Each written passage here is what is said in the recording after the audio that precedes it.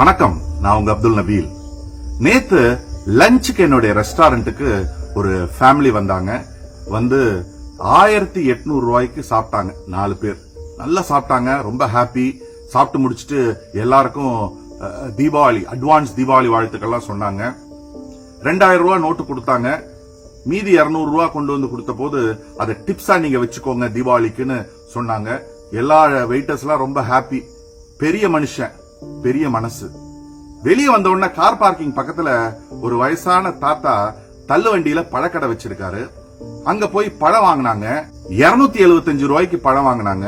275 ரூபால 75 ரூபா குறைச்சு கேக்குறாங்க. பேரம் பண்ணிக்கிட்டு இருக்காங்க.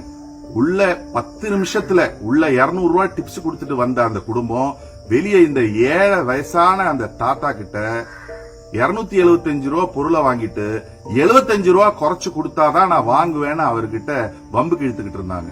கடைசி வரைக்கும் ஒரு 200 ரூபாய்க்கு மேல கொடுக்க மாட்டேன்னு சொல்லிட்டாரு. தாத்தா வந்து எவ்வளவோ கெஞ்சி பார்த்தாரு. ஐயா, நான் இப்பதாங்க கடை போட்டிருக்கேன், இன்னும் போனியா ஆவல, எனக்கு அசலே 250 260 ரூபா வரும், நீங்க 200 ரூபாய்க்கு கேக்குறீங்களா? அதெல்லாம் கேட்கறதுக்கு தயாரா இல்ல, கொடுத்தா கொடு, இல்லன்னா ஆளை விடுன்ட்டாங்க. கடைசியில அந்த தாத்தா 200 ரூபாய்க்கு கொடுத்துட்டாரு. 200 ரூபாய்க்கு அந்த பெரிய மனுஷன் வாங்கிட்டும் போயிட்டாரு. எனக்கு இந்த எனக்கு லாஜிக்கே புரியல. நீங்க பெரிய பெரிய கடையில வசதியான வியாபாரிங்க கிட்ட 1 ரூபாய் கூட குறைக்காம கூட டிப்ஸையும் கொடுத்துட்டு வரீங்க. இந்த சின்ன சின்ன கஷ்டப்படுற ஏழை வியாபாரிங்க கிட்ட சண்டை போட்டு ரேட்டை குறைக்கிறீங்க. இந்த என்ன இது எனக்கு ஆக்சுவலி புரியல. பெரிய கடைக்கு போங்க, அவங்க கிட்ட குறைங்க, அவங்க கிட்ட லாபம் நிறைய இருக்கும், அவங்க கிட்ட டிஸ்கவுண்ட் கேளுங்க, தப்பு கிடையாது.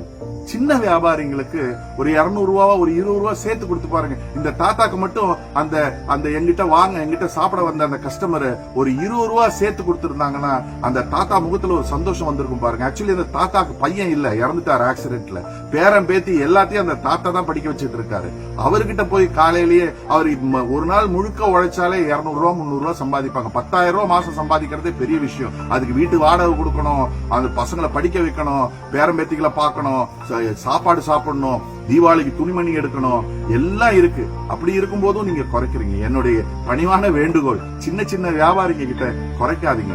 அவங்களுக்கு நீங்க அதிகமா 10-20 கூட்டி கொடுக்க முடியலனாலும் அவங்க கேட்கிற ரேட்டை கொடுங்க. அவங்க கொஞ்சம் 5-10 சம்பாதிச்சுட்டு போட்டுமேங்க, நம்மளுக்கு என்ன நஷ்டமாயிட போகுது? அவங்க சந்தோஷமா இருந்தா தானா நம்ம சந்தோஷமா இருப்போம்னு சொல்லி நான் முடிச்சுக்கிறேன். நீங்க பெரிய மனுஷனா இல்ல சின்ன மனுஷனா? நீங்களே யோசிச்சு பாருங்க. வணக்கம்.